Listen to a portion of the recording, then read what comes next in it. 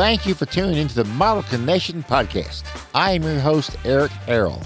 Please like, follow, and subscribe on social media and everywhere you get your podcast. Links are in the description. With us today is a very special guest. Hey everybody, welcome into Model Connection. My name is Tim Temple. I'm sitting in for Eric, and it's my pleasure to welcome as co-host for this particular episode. This is Brooke, right over here. Hi there, I'm Brooke. Nice to see you again. Model Connection, for those of you who don't know, it's this great combination of a show because we bring in models, we bring in photographers, we bring in hair and makeup, we bring in all these great aspects of what creates the universe that is the art of creating models and photography and videography surrounding them. So on that note, we're going to welcome two Jennifers, which are right over here. One in white, one in red. It's like I'm doing, it occurred to me like a wrestling or boxing match. In the white, Jennifer Copland, ladies and gentlemen. Opposite the red, Jennifer Hall. Hey. And I'm really happy that you guys are here, not only because it's going to be a great show, because you guys come from two varying worlds of modeling and thinking, and you actually bring a third, really, to the program. In fact, a little bit of a background. I'm a natural light shooter based in Nashville, Tennessee, and I think, Brooke, it's fair to say you're in Nashville. Yep, I'm from Nashville. I am a new model. I started in May, so I am still learning. A rising model. Yeah, that's fair to say. Yep, you're getting traction. You're getting noticed for sure. And I guess we'll go around the table. So, Jennifer. Yes, I'm from Birmingham. I have been doing this for about 8 years. I'm published in several magazines. I've done work for Fox and ABC. Instagram has really shot off business. That's how I get most of my networking done, and my jobs always come through there. So it's been fun. And Jennifer Hall.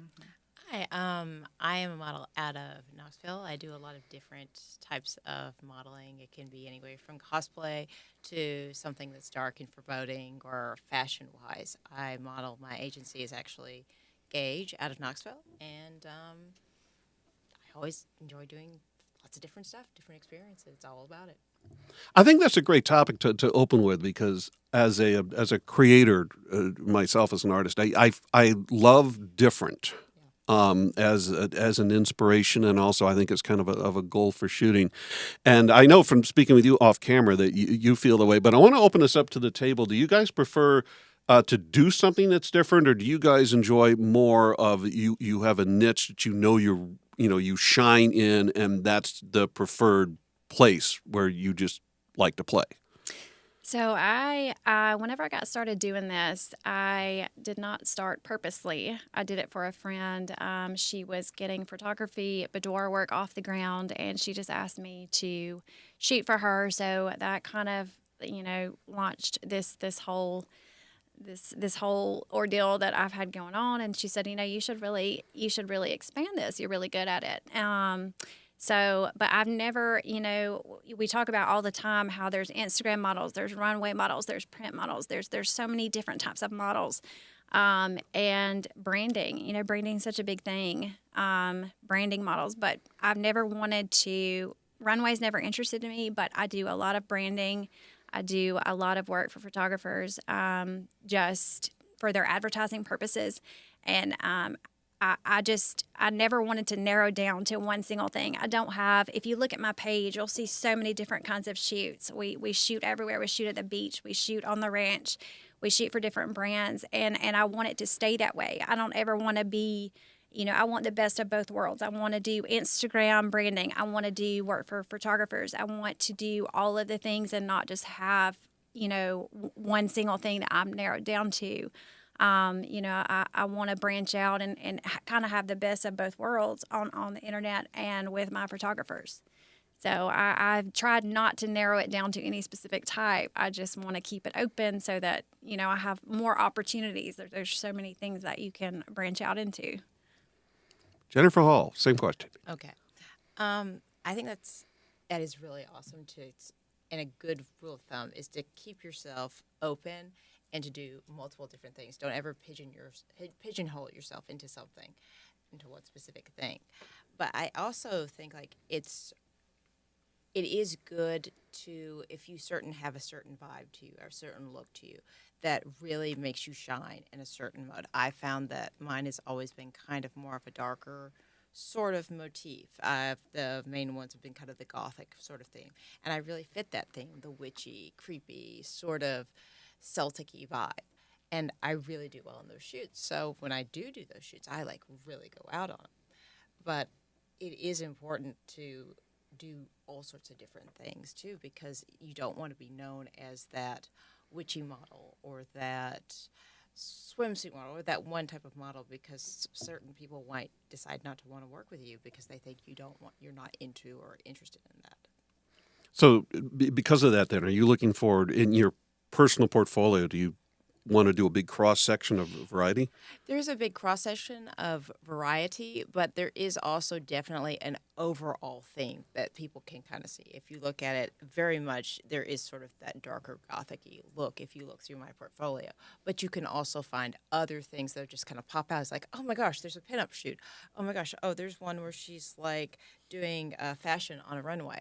But it just kind of shows like, yes, she's more this, but that there's still that openness that if you do need me for that, you can have me at that. So kind of you have a forte, but at the same time you have a kind of a, you're not pigeonholed. Right. You have a variety you can do. You're versatile. Right. That's a very good way. I think that's a great way to describe it, is a forte. I have my forte, which is the dark, witchy, gothic look, and then, but you can also have me do this, and this if you really want me to. So, Brooke, you mentioned earlier, at the time that we're shooting this episode, you've done this for a relative few months. Do you find that you've developed like a forte or a niche, or what do you when you're moving into a shoot or a creative idea? What are you envisioning? So I guess when I first started, I just thought a model was a model. Like, okay, you're a model. I didn't know there was like so many different types and like categories and stuff. It's just I just saw a model. But I do get asked all the time, like, what kind of model do you want to be? And I have been experimenting, with different things. I do like the fashion. I like that. But I also like a little bit of the modest boudoir, but I want to do like interesting posing. Like I've been looking at a lot of different, interesting, kind of looks hard posing, and I'm like, ooh, I want to go for that. That'll look good, So that's kind of what I've been, looking at, and also like I said on the other the first show that I was on, the parachute dress. Like I want to do that, and then I want to do like a big fluffy, robe. It's like so many different things I want to do, So I'm trying to experiment what I like the best, and just because I'm starting out, so, I'm trying to be a little bit of everything. It sounds like that's been working out for you then. Yeah, it's been a lot of fun. So I noticed you've mentioned several shoots that you haven't done yet, like the Persian song. I want to open that up for everybody. What's your dream shoot? Time and money, no object. You could do for any amount anywhere in the world. Is me? Sure. Okay. I would say like my biggest one is I have this idea of what I like to think of like a sort of a black parade, black wedding that's got this. I mean, I do definitely love the gothic-y theme. So you'd have the black veil that goes all the way up to the top. You've got the really weird. My perfect dress would be, if you've ever seen the movie Legend, the dress that Dark Lily wears in it, that would be awesome. Just wear the Dark Lily dress and have like all the creepy, like sort of doom and gloom vibes going on around you, but you're like in there looking fabulous. So where is there? Where is this in a cathedral? Is this in yes, in a cathedral? Absolutely in a cathedral. It has to be like I would say like very much like one of those big grand old cathedrals that you would find like I don't think you could find it in Knoxville. You'd have to go like to Nashville or somewhere and find like one of those really old ones where it's like really gothic-y and really creepy kind of looking. But yeah. The other Jennifer. It's me. So, on this journey, while I've been modeling, it's always been me as a solo. I've always been by myself, but I've always wanted. You see, groups of girls, and they're traveling and they're shooting with different photographers, and I just got lucky this time around, and I had a photographer reach out to me actually to go to Mexico, Merida, Mexico. That'll be in October, and so there's groups of girls. They're flying out with a bunch of different photographers, and each group of girls, they rotate to different photographers. They have different styles. They shoot in different places on location. So you really get to experience each photographer's style. You get to meet other models. You get to experience, being out of the country, and that's really truly the greatest experience. It's the thing that I've enjoyed most. It's not really just the taking the pictures. It's really been traveling and meeting people, and that's really been the better part of this for me. So getting in a group with other models who have been doing this for a long time, other photographers who are experienced from all over. They all have different stories. You have a solid week with them. You have a solid week. You can get to know them. You can get to know the photographers. And, every photographer has a different style about them and what they want to shoot and what their visions are for what they want for their models. So it's a good experience, and I haven't gotten to do that yet in a group setting and with a bunch of different photographers. So I am excited to do that in October. That's a good one. And you're going to realize it coming up. Yeah, So absolutely. that's nice. Here's a one for the table. And by the way, I want everyone here to know you can just put questions out. I don't have to be the question machine. But my question, because some of you have already got into this, so I want to talk to Jennifer Hall. Your first shoot ever. Okay, my first shoot ever was I actually paid for it. It was with a photographer by the name of Karen Stone. And she actually worked as a baby photographer, like newborns. Mm-hmm. And I just went in there and just like, I'm going to practice. I'm going to get into this. I'm going to try it for the first time. And I went in there and I didn't know what I was supposed to do. I knew I had to have my hair and my makeup done. And I just kind of grabbed a bunch of random clothes that I had, and I just threw them in there, and I did the photo shoot. I didn't even know how to pose. I didn't know how to look at the camera, and she had to kind of direct me a little bit in doing it, and it was such a learning experience, and it was what was so strange is it's this very unsure experience because you don't really know what you're doing, and you are paying for it at the time, so you want to do it right, you want to look great, and you don't really it's this surreal thing doing it. It's like you're living a dream. You're realizing a dream of something that you've wanted to do, but you don't really know what you're doing. I think that in the models I've had a chance to talk on this topic with, that I think that obviously they did it, but I think that there's a lot of I think some guys, but mostly girls out there that won't take the leap because some people have a phobia about realizing the dream, and if it's not up to everything, I'd rather just have I'm not one of them, by the way. I'd much rather live the dream, and then maybe it's not what I thought it would be. But what if it's just different and also really cool or whatever? I don't want the regret later of what might have been. I can't deal with it. I grew up in that era where everybody was saying that to be a model, you have to be over 5'7" and 115 pounds, and you have to look this certain way. And I didn't. I'm only 5 foot 3.5 inches. I am short. I am very short. I'm short. You're the same height as me, though, when you have, I thought you were the same height as me, and I'm 5'7", and you got these big old heels on. Yeah. Oh, yeah. I really did. Heels. I saw your heels, but I didn't know you were I'm tiny. I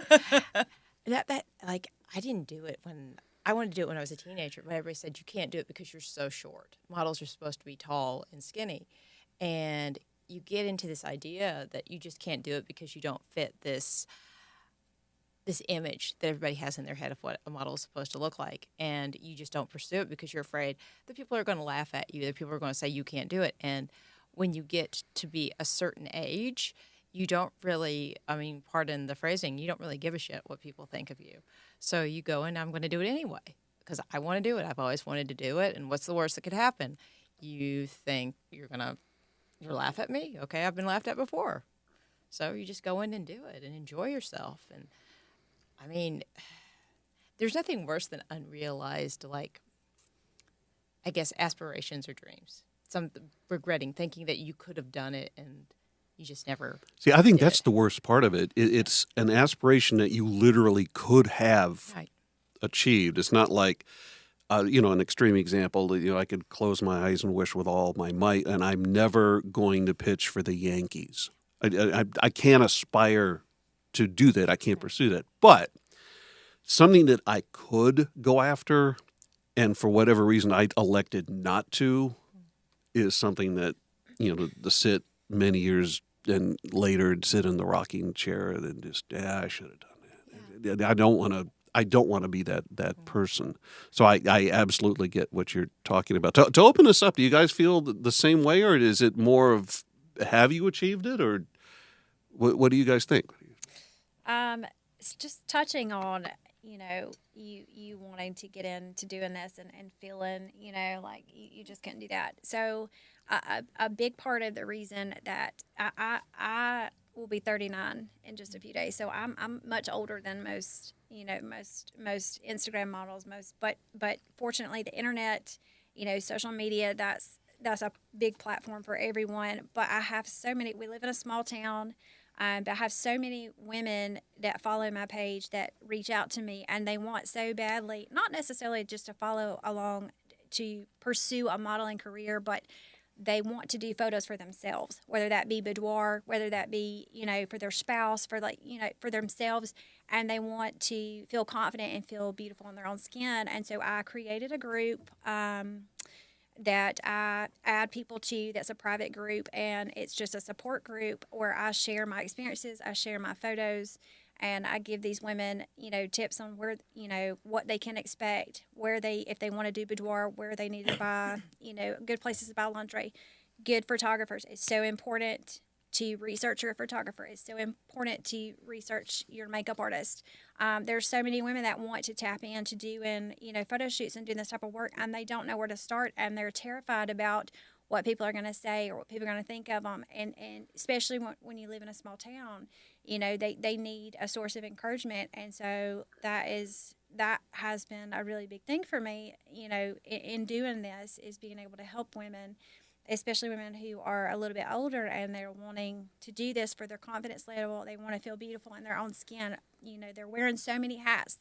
Their wives, their moms, they're working, they're doing all these things, and they never take the time out to do something like this for themselves. And the first time I shot boudoir, I was terrified. I was terrified I was doing it as a favor. And then when I got done, I felt amazing. I felt empowered, and I got the photos back, and I felt so good about that. And it was such a good experience. And so many women are scared to jump into that role and do those things for themselves. And so, that's been a big part of, me continually. That's a big part of what I do on my social media is try to reach out to people and add them to these groups and give them good resources so that they can pursue this, whether it's for a career or whether it's just for themselves. Why do you think women are so scared to do it? Like, for me personally, I know you were talking about you're 39. I'll be 37 this month. And, do you think it's because of their age, maybe their body shape, it's, how they grew up? Or I don't think it's their age. I think a lot of it is, as far as my experience, it's usually they are worried about what people are going to think about it. Yeah.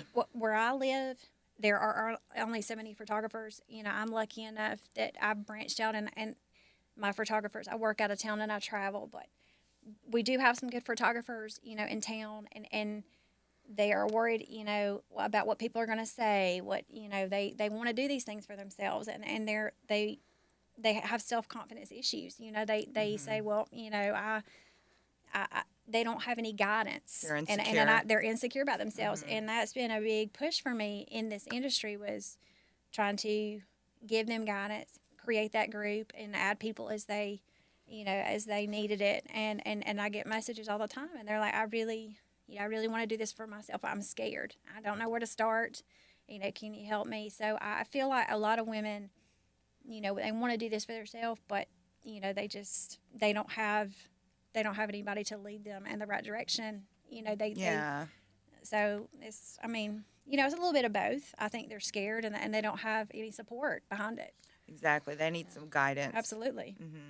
I want to get Jennifer Hall on this because you actually do boudoir. Yes, ma'am. So what's someone with experience? What's your advice or your insight from the inside? Well, like from the inside, with boudoir, it's really one of those things where you have to, the photographer has to be somebody that you trust on a certain level because it is very intimate. Because, I mean, quite honestly, you're not wearing a whole lot of clothes, and sometimes you're not wearing any clothes at all. And you have to trust the person. And in terms of boudoir, it's all about that feeling when you get into it. You have to feel like at your sexiest. And even if you don't feel sexy, that's the biggest thing with boudoir. You get the outfit that makes you feel the prettiest, the makeup that makes you feel the prettiest, the hair that makes you feel the prettiest. And you go in there and you just become this totally, in my experience in your boudoir, I'm a totally different person in my boudoir shots. I mean, I'm like acting sexy, I'm moving, I'm pushing my body in ways that I do not do. I mean, I'm a preschool teacher during the day. I don't do that during the day. But it's a very liberating experience and a very affirming experience. Like she said, is you feel beautiful doing it because this is something that you normally would never do. And it's this one aspect where you do worry about what other people are going to think. I worry about like I said, I work at a preschool. There are moms and dads who follow me on Facebook who might go onto my Instagram page and see me in my panties, in my bra, or in my corsets, and I do look quite different in there. I do not look like Miss Jen, the toddler teacher over at the school. So they're just they'd be like, it's kind of like a Harper Valley PTA moment. You're walking in there. It's you worry about their judgment. And in some cases, some models have actually, they've lost their jobs because a parent didn't like what was on their Instagram page, which is stupid. But, it's a very, it's a surreal thing, but it's also a good feeling. Because I feel like this person that isn't scared of anything. I'm not that little girl who's just afraid to step out of the box and go that extra mile. I'm this sexy, powerful woman that can do anything. And I mean, have you ever had one of the parents say something to you? I had a parent who followed me on Instagram. Oh, wow. Liked one of my pictures. Did the dads start all coming to pick up the kids? Actually, a couple of them did. A couple of them have started coming to pick up the kids. I don't know if they necessarily have seen my Instagram page, but I know that one of them at least has, because I'm pretty sure it was the father of a student that is no longer at our school anymore. But he follows me on Instagram, and he's like got a hat over his head so you can't see his eyes. So it's like, it's like, I swear to God, it's the same name. It looks like him. I am pretty sure that is the father of one of my students. So and I do kind of wonder because sometimes I get like a weird look from one of the parents. So it's like, I think they looked on my Instagram page. Jennifer Copland, you mentioned earlier that you have a following, I guess it's fair to say, in social media and so on. I wanted to get your thoughts specifically. In my experience, social media can do, even if you look at even a decade ago, I mean, what's exploded, like myself with, in my case, with the temple imagery or with my music career, it's afforded me great opportunities for promotion. But I wanted to maybe get everyone's thought, because I assume we've all at some point here used social media. What do you guys see as the big positives and the big negatives when it comes to be a working model utilizing like an Insta or a Facebook or what have you?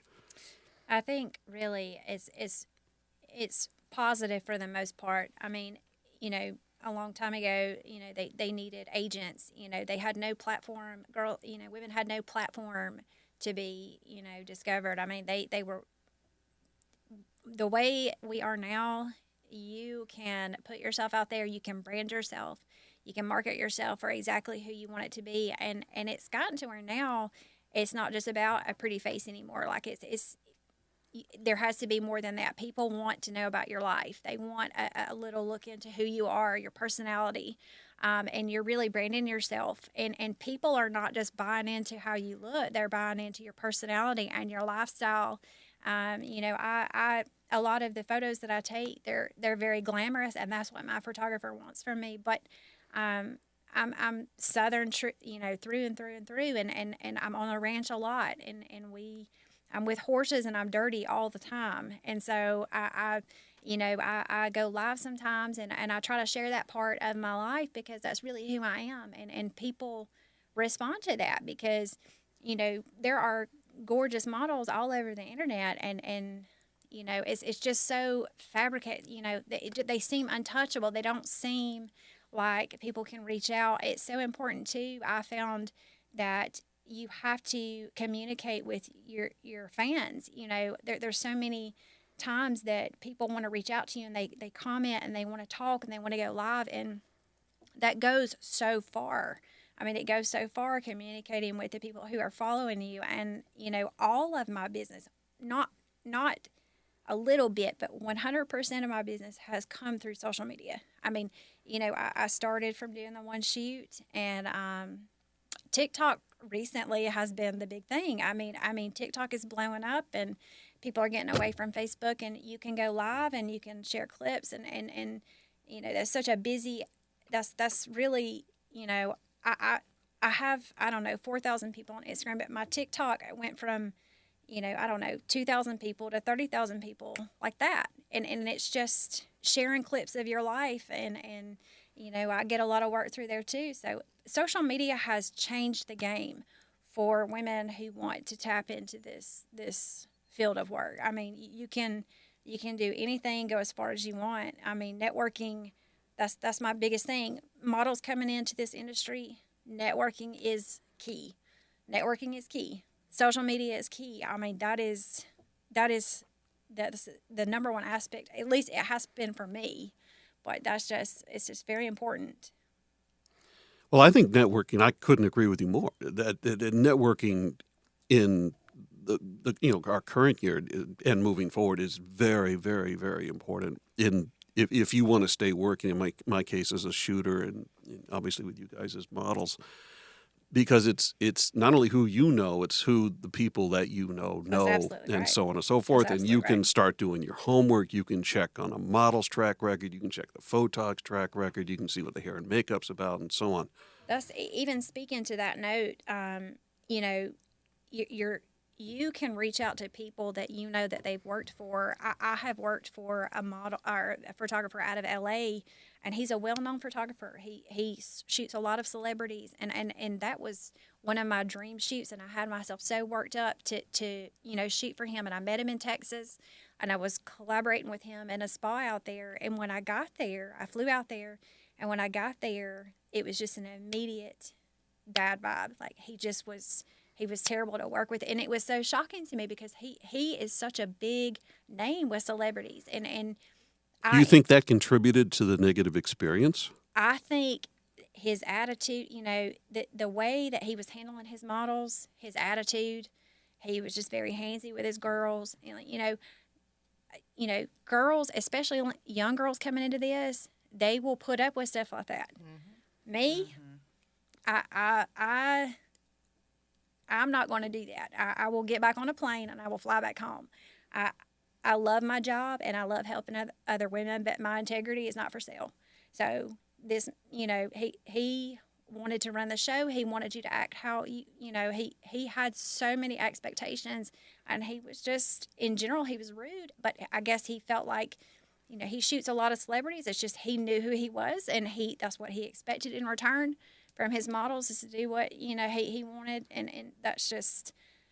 I got on a plane and I flew back home. I mean, that's a lot of young models. They're not going to, they're starving for things. Has that been a common experience for you guys? Has there been like rudeness or whatever on a set? It's not like it happens all the time, but it's something that definitely does happen too often where you'll have somebody that just doesn't understand boundaries and what is appropriate and inappropriate. And I had an experience with a photographer. Well, I'm not going to name them, but it was one of the first shoots I ever did, and it was a boudoir shoot, and everything about it just was going on to bad vibes, because it was supposed to be where there's two other girls that were supposed to do it. It was for a cosplay convention, and the two girls somehow just magically didn't show up, and then all of a sudden he wanted me to do the boudoir, and he kept on trying to push for me to do nude modeling, and I don't do nude modeling. And he kept on, during the course of the modeling, he would make comments about my body, about, oh, you look so sexy. Oh, let me see your O face. Let me see your, and then he started getting into the touching and everything. And it's just this, there are people like that in this industry. And unfortunately, you have predators. Because it is this situation where, in many times, the photographer and the model are alone.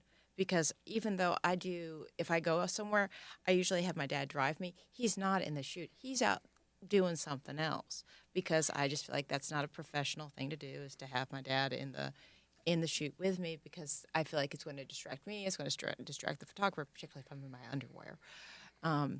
But when you're all alone in that vulnerable position, and this person is not being professional, it's unfortunate. It's unfortunate that that's in the industry, because it just destroys it, and it takes a while to recover. I don't know about you, but like when you have that experience, it seems like it takes a while it jars you, and it's hard to get over it for a while. It's like, I don't want to do another shoot for a while because of this, because of this one person, and it sucks. It sucks that there are people like that. I know there's people like that everywhere, but for this industry, it just seems like it's like, oh, I get to be around beautiful women, and they're not wearing that much clothes, so that's a good in for me to, be a pervert.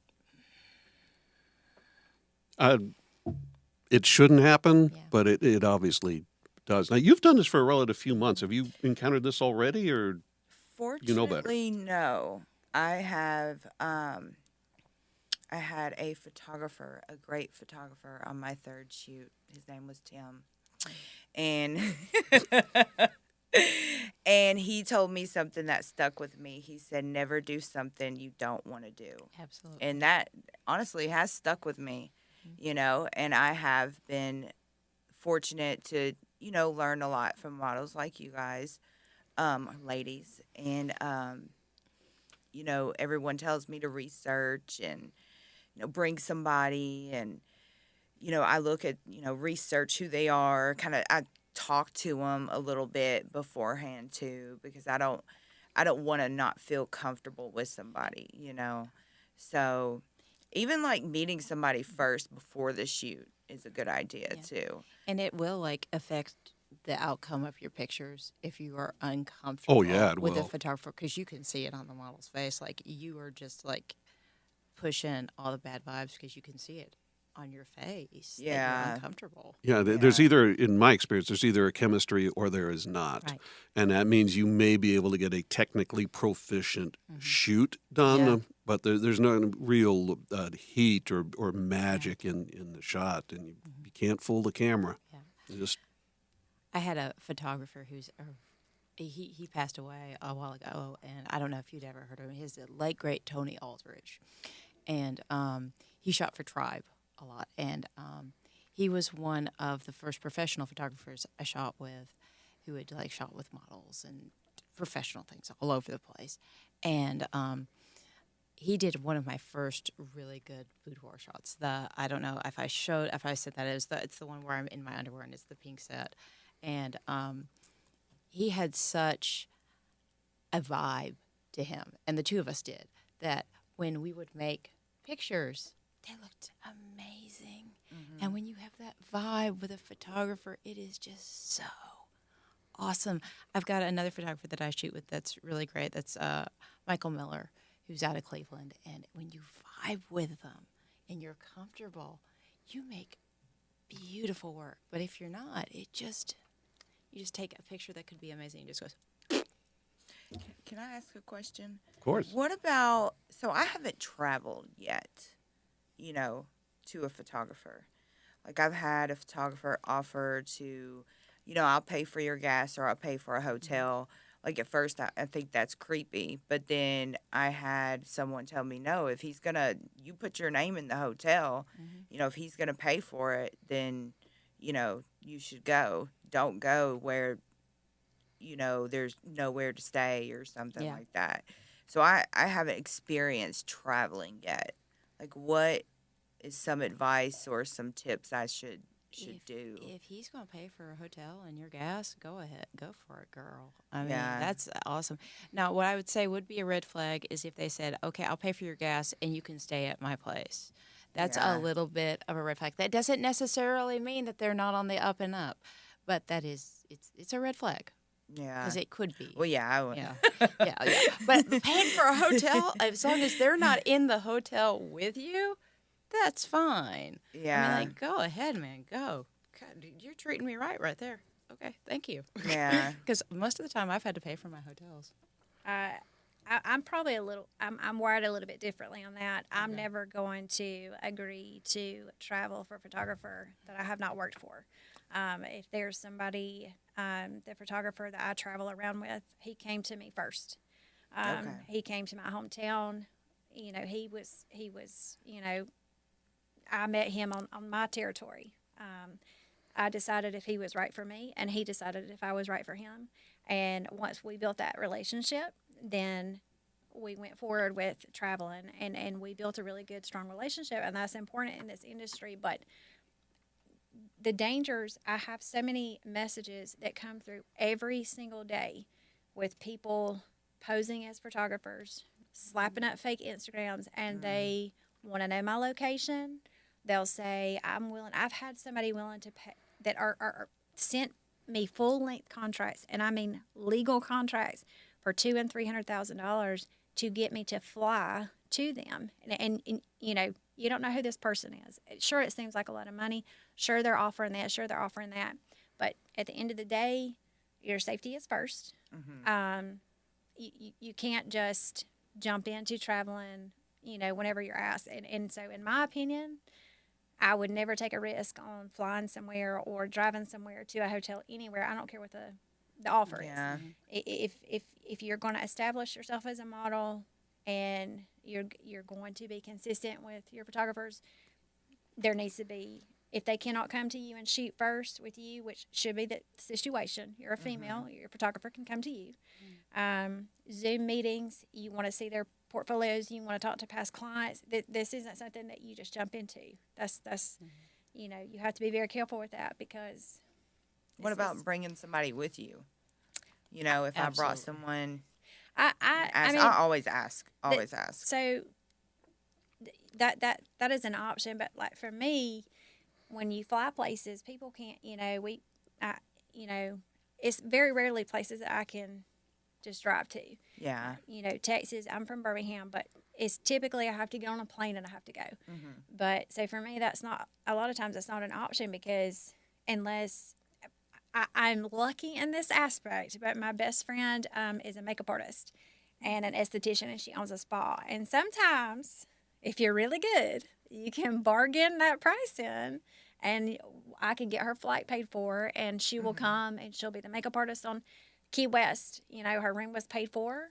She was, she did the makeup for the shoots, and so, but I mean, just in my experience, that's not been something that I could do. I mean, I travel a good ways sometimes, and but starting out, I would say is absolutely necessary if you're going to a photographer to do your homework, and always have somebody with you. Okay. Always have somebody with you. Don't ever go alone. Right. I would say that is true. If the first time that you meet a photographer, I don't care how long you've been talking to them online, you need to have an escort with you. And, you don't know this person. I mean, you can think you know them, but you don't really know them because you've just been talking to them.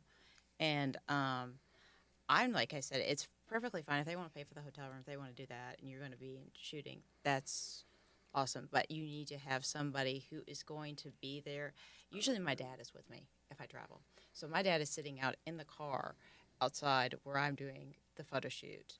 And if something goes down, my dad is sitting in the car, and I can just be like, okay, here, there's a bad vibe going on. I'm going to go. And that actually did happen at a photo shoot that I did in Atlanta, where something occurred that was not okay.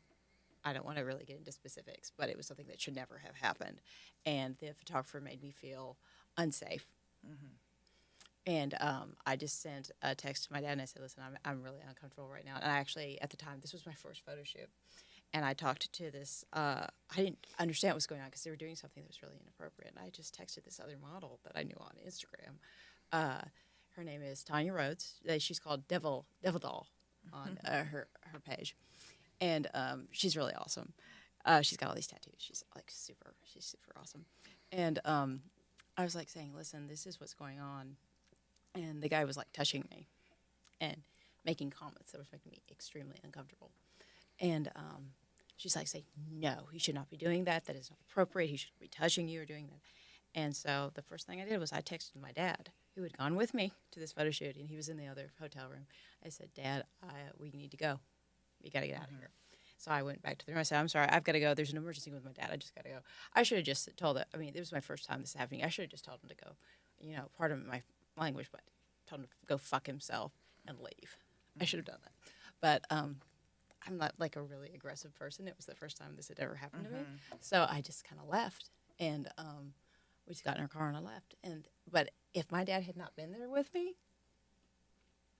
I mean, what would have happened?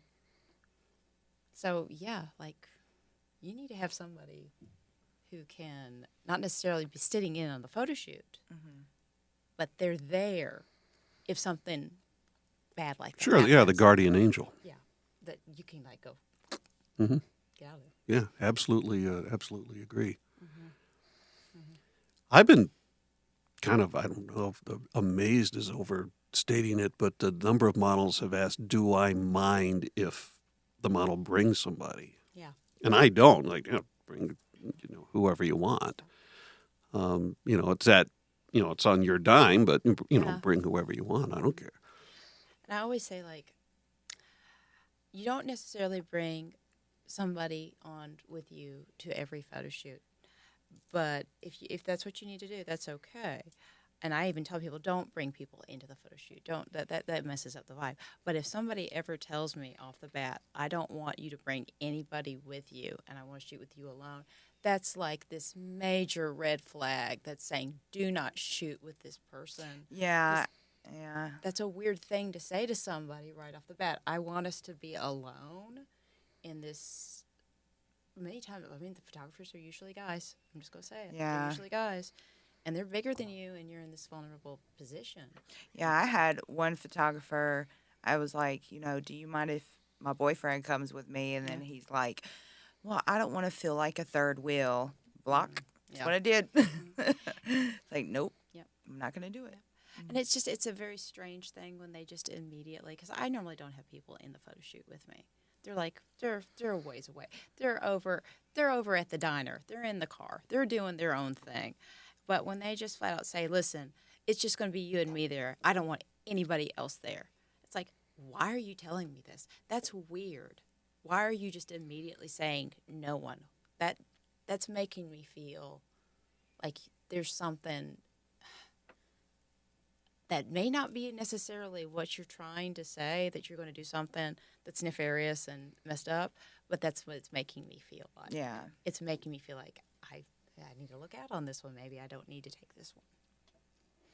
I don't know. Thanks, ladies. I appreciate it. Let's do pictures. And I don't know which one's going to come up first, but let's I know it's a big mystery. A Sherlock Holmes kind of thing. All right, so we're going to see. So our guests today have been kind enough to bring in some, and looks like Jennifer is up first. Now, if I remember correctly, before the shoot, you said that there was actually a story with this one. There is a story behind that. So this was shot in Key West. I had a 2-day job. The first day I was shooting with a photographer out of Raleigh. And the second day I was working a promotion with one of the NASCAR drivers. But this first day, whenever you're working and you're going to be on location with a photographer, you'll be shooting back and forth ideas and the things that you want to capture and what he is wanting from, this shoot. So we were tossing back and forth ideas and, I'm like, what do I need to pack? Swimwear, like the typical stuff. And he said, but I have this one photo. And I've worked for him so many times, and I've never heard him just say, like, there's this one photo that I really want.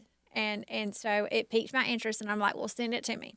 So he sends me this photo, and so I replicated the girl. He sent me the photo, and it was a girl on a scooter. I think she may have been in Italy or somewhere, but she was leaned over. She had a basket, and so I started brainstorming. And so my job as a model is to take my photographer's ideas and creatively bring them to life or make them better. Or how can I?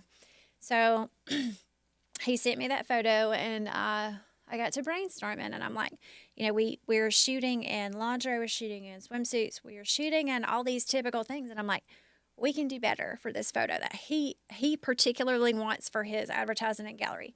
So we went searching for a gown. The scooter in the original photo was tan in color.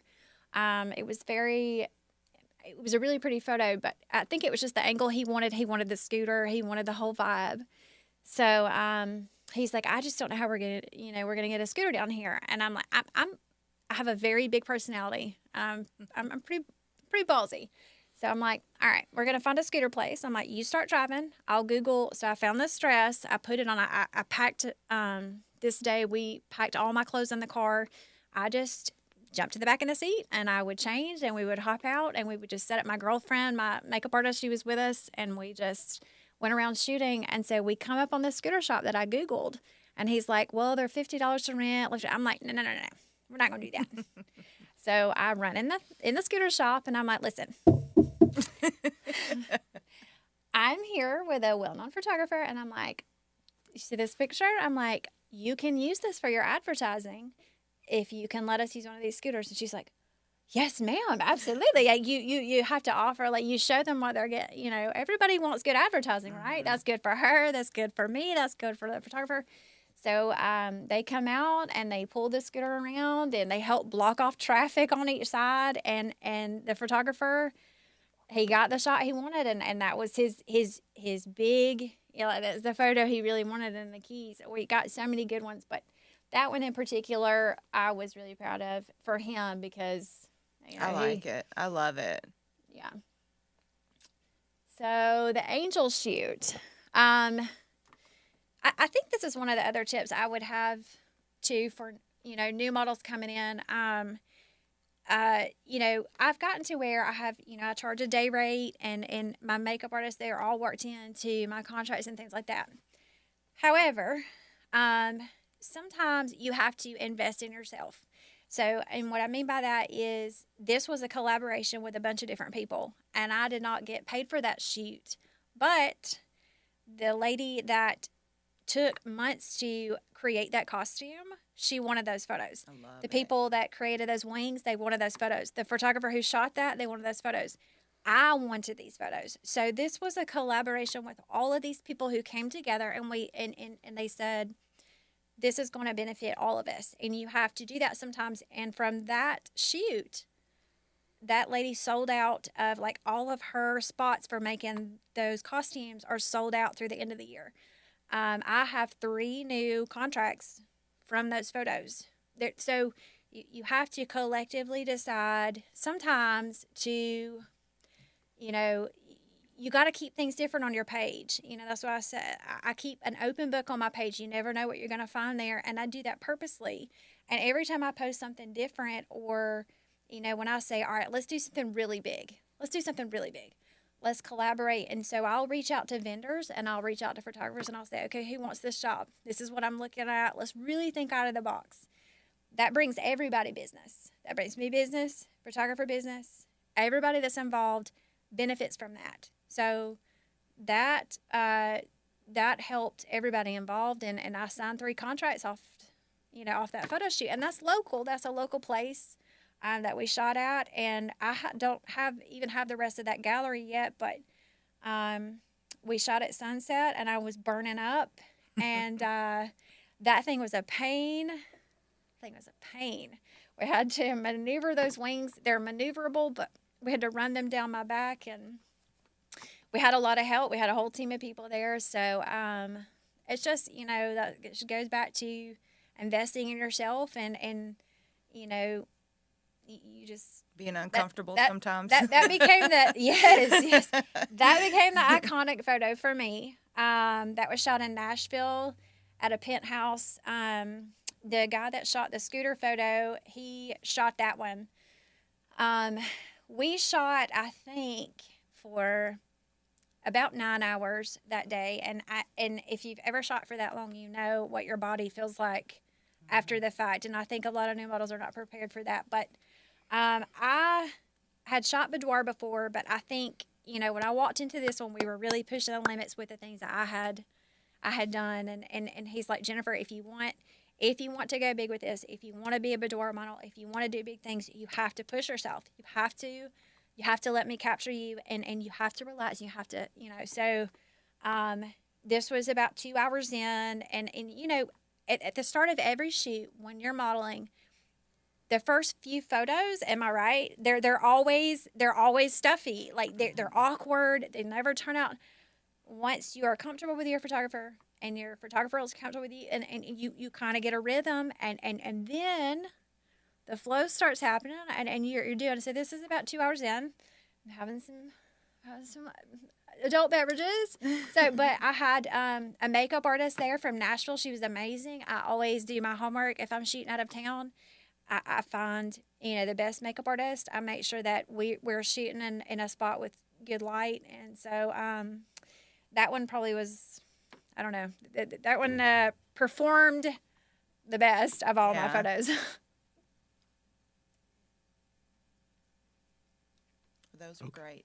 Yes, I love them. Yeah, those are beautiful. So as we move to the next set, are you in this one, Jennifer? Are you wearing a wig, or did you do your hair green? It was a wig for this one. It is a wig. I bought it for about $15 off of Amazon. About $15 off of Amazon, and the entire costume I think cost me about $35. People who don't know this about me is that I am a huge anime fan. Myself and my late husband used to watch anime all the time together, and this is a character from the television series Dragon Ball. And if you know anything about Dragon Ball, there is a character called Bulma Briefs who is a genius. And her character is, one scene, she actually has to wear a bunny outfit, like a Playboy bunny outfit. So that is why I have the aqua sort of hair and outfit. This was taken by my friend and amazing photographer, Michael Miller. And this was done, I think I had traveled over. It was the first time we had ever shot together. And I traveled from my home to his home. In oh my gosh, he's gonna kill me. I traveled from my home to his home, which is actually in Cleveland, Tennessee, and we just hammered it out. I had to get the whole outfit on and put it together and get everything. And those things, they did not want to stay on my wrists. They are loose as they can be, so they kept on moving in the shoot. So I kept on having to move the cuffs back onto my wrist so that we could get the shots. And we just... It shows your muscle tone. Yeah. It yeah. does. I was so buff in that. Yeah. I was so buff. I missed that buffness. I'm trying. Yeah. I'm trying to get it We're all back. trying. Yes. But it was awesome. It was a super fun shoot. And I think you can tell, like, by the look on my face that I'm having a blast. Yeah, for sure. Yeah. Yeah, it shows.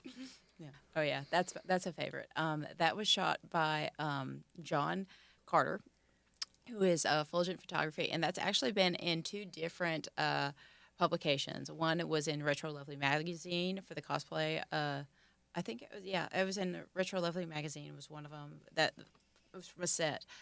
This particular image was not in the Retro Lovely one. The one that I had was actually I was wearing a Betsy Johnson sort of ballerina type dress, and that set was put in Retro Lovely. And this one was actually put in an Amsterdam magazine called Sellen. And it just was like this vibe. I got this dress online, and I just put it on, and I just had like this funky feeling. We shot this in Art Alley in downtown Knoxville. I was going to ask you if this was Art Alley because I've Yes. shot there. I know. This is actually Graffiti Alley. Fantastic. It is. And I love just shooting there. so much. It's awesome because you always have a new background because the artists come every week and just start doing their thing. And we just got in there, and I had to. What you don't realize is like when you're in Art Alley, there is nowhere to change. Okay, nowhere. So you've got to do this kind of weird sort of put your clothes on over your clothes, or go inside of a restaurant if they don't look at you weird and change your outfits. And they're like looking at you like you're this weirdo changing your clothes back and forth. And I had like this big pink wig on. And we were just going there and moving. And I'm walking around downtown Knoxville with these big freaking heels that are like 6 inches, and my feet are killing me. And I'm just trying to get these shots. And he just, I don't know what it was. I just went into this sort of, I don't know, Stevie Nicks Goldust sort of mentality. And he just got that shot. And I just looked at it. It's like, it's amazing. Yeah. He did such a great job. That's a great shot. He's an amazing photographer. This one was from my friend, the late great Tony Aldridge. He was a photographer in Nashville. He has since passed. But this was my first real boudoir, comfortable boudoir photography set. Was something where I just I got the outfit online, just showed up, and he said and he was very good about addressing, you have to be comfortable when you're doing boudoir. Mm-hmm. And we had the first few images. He said, I can tell you're not comfortable. And he was like saying, if you're not comfortable, it's going to show up on the images. So I just need you to just really calm down and just sort of breathe and go with the flow. And when I calmed down and I moved, I just did this one shot, and I just started acting naturally like anybody would if they were around their house. And I just kind of did this move, and he just went, just click. And he showed me, said, there you go. And he showed me that image, and I was just like, is that me? And he was like, yeah, that's you. And I was just shocked. I said, I look great. And he said, well, duh, yeah, you look awesome. And there's very little editing in that, because Tony was a big thing. Tony was old school about his photography. I don't Photoshop my images. He may have done like a little bit of lighting, maybe color grading. I don't even think he did that. But all of that, that's him. That's his talent as a photographer.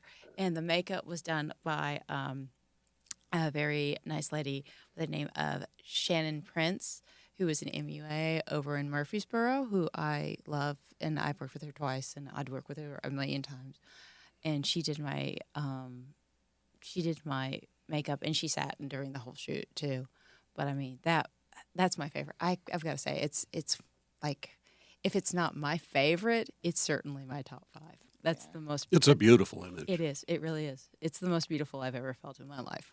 It's really cool. And you get to capture it. Yeah. Yeah. And then I can say it one day when I'm like really old and shriveled up, and my grandkids are surfing all. I say, yes, that's right. Meemaw was once hot. And you can prove it. Yes. Yeah, so there you go. Let's go around the table and do social media. People want to reach you guys. How can they do it? On Instagram, my work page is jennifer.copland2. I don't even know what my TikTok as well is Jennifer Copland. You can search it that way. You can reach me. Pardon? You can reach me on my social media on Instagram, which is Tennessee Petite Model Jennifer Hall. And you can also reach me through Facebook, though I would try going through Instagram the main way, because I get a lot of fanfare on Facebook for some reason. So I would go through the Instagram. I get less fanfare on that one. So. You know, learning about, how to promote yourself on social media, Instagram is where it's at, It really is. Yeah. like for real. So I made myself a model page. You can find me at Brooke.Aspen_model. And I do have a Facebook. It's Brooke Aspen. But mainly that one is the one I promote my modeling on. Very cool. Well, I want to thank everybody for participating. Brooke, of course, who I love to shoot with, and both Jennifers, who I would very much like to shoot with. Thank you. This has been a great episode. You guys have been terrific, and thank you. For having us. Yes. Yeah, oh. I'm happy. Yeah. I And love thanks being to Eric, who's allowed me to sit in and have a very enviable position. So this has been awesome for me. Thank you, everybody out there that watched. We appreciate it. You've watched Model Connection. Reach out to all of us, and Model Connection specifically, if you would like to be a guest on the show. We'd like to set it up, so please do. Again, thanks, everybody, and we'll see you back on another episode very soon. Thank you for tuning into the Model Connection podcast. Please like, follow, and subscribe on social media and everywhere you get your podcast. Links are in the description. Thank you and bye-bye.